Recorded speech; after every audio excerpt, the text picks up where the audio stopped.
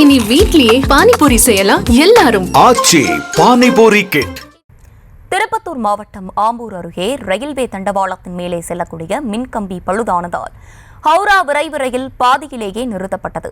இதனால் பயணிகள் கடும் சிரமத்திற்கு ஆளாகியுள்ளனர். இதுகுறித்து கூடுதல் விவரங்களோடு இணைகிறார் எமது செய்தியாளர் நாகராஜ். நாகராஜ், வணக்கம். விரிவான விவரங்கள் என்ன?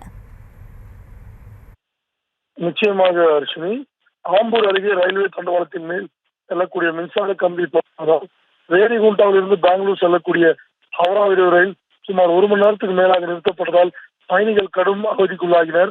ஆந்திரா மாநிலம் ரேணிகுண்டாவில் இருந்து SVM பெங்களூர் செல்லக்கூடிய எண் 226243 ஹவுரா ரேணிகுண்டாவில் இருந்து புறப்பட்டு திருப்பதி மற்றும் வேலூர், காட்பாடி, ஆம்பூர், சோலார்பேட்டை வழியாக பெங்களூர் செல்லக்கூடிய விரைவு ரயிலானது திருப்பத்தூர் மாவட்டம் ஆம்பூர் அடுத்த சாலாகுப்பம் பகுதியில் சென்று கொண்டிருந்த போது திடீரென்று தண்டவாளத்தில் மேலே செல்லக்கூடிய உயர் மின்னழுத்த மின்கம்பியின் போது பழுதாகி ரயில் மீது செல்லக்கூடிய உயர் மின்னழுத்த கம்பி கட்டாகியதால் ரயில்வே தண்டவாளத்தில் உள்ளதால் ரயில் இயக்க முடியாமல் சுமார் 1 மணி நேரத்துக்கு மேலாக சென்னை பெங்களூர் ரயில்வே மார்க்கத்தில் நிறுத்தப்பட்டது.